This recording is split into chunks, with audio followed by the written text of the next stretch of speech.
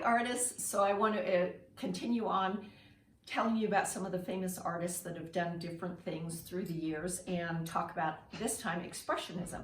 So this was what happened kind of after Impressionism and before Surrealism, kind of in the early 1900s, late 1800s. And I especially wanted to tell you today about a woman artist. There weren't a lot of women artists who were known or very famous back in the day.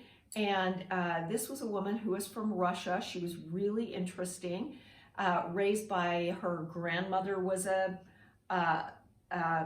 artist of children's books. Her dad was sort of into the arts, so she had a lot of background in the arts and had got very ill. She was born in Russia in 1860, and her name was Marianne von Werefkin. So Marianne von Werefkin, gotta make sure I say that name well. But at 14 years old, she kind of had a big fever, and in her, crazy feverish state, started seeing these wonderful paintings that she wanted to paint. She went and studied with a very realistic, very well-known painting teacher in Russia.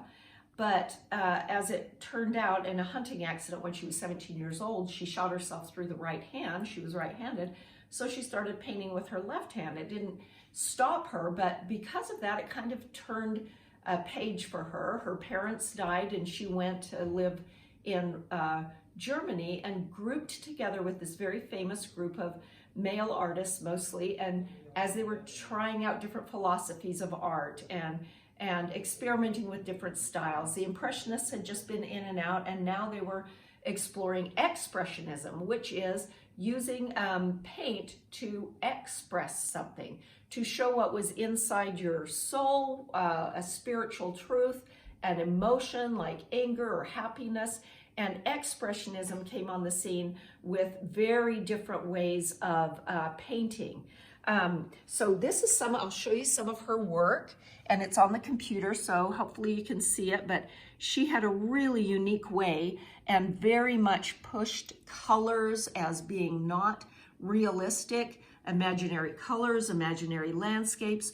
Her mountains, she lived in the Swiss Alps when she escaped, and her mountains took on this grand, supreme kind of feeling, almost like they were, heavenly or eternal, and she exaggerated them. Then in the midground, often there were things like trees, and she treated trees and nature almost like they had personalities, very much not trying to recreate something that you see, but imagine something as she was thinking about it in an emotional way. And then in the foreground, she often had her figures were more almost diminished and tree-like, or, non-organic.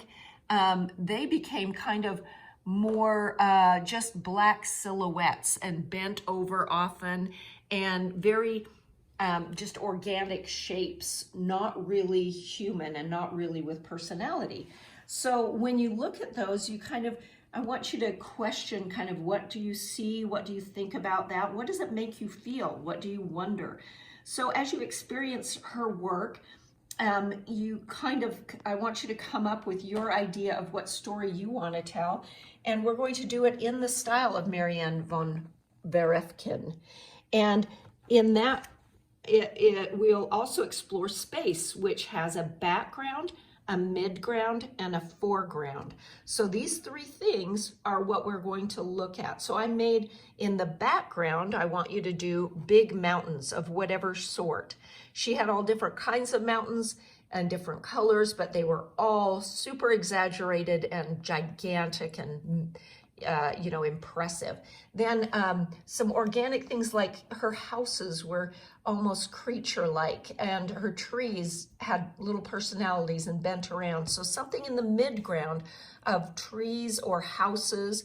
And then often she had a road moving into her, and it was always brightly colored, like unusual colors that you wouldn't expect. The road almost looks like a river of fire. And then some figures I put mine holding some baskets, just kind of bent over, very silhouetted shapes and kind of minor. In fact, I might have even made them smaller and on the road if I'd really thought about it. So this was my attempt to copy her style and give the impression of space and foreground, midground, background. I used oil pastels because I love how oil pastels can, you can pile them up and make, like I can put a purple on top of that orange and give it a whole different hue, and it just kind of melds together just like paint. So oil pastels are the material I want you to experiment with, and it ends up looking very gloppy. The Expressionists really used their brush work so that you saw their very choppy brush work. It was obvious. They weren't making it smooth or realistic. They weren't trying to show you something that you could see with your own eyes. They were trying to show you inside their imagination, inside their spiritual thought, inside their emotions. So go study up on Marianne von Werefkin. She was a very interesting person, and for a change of, you know, the expressionists that you usually think about, it's kind of fun to study a woman. So hope you try this out and try out oil pastels, and we'll see you next time.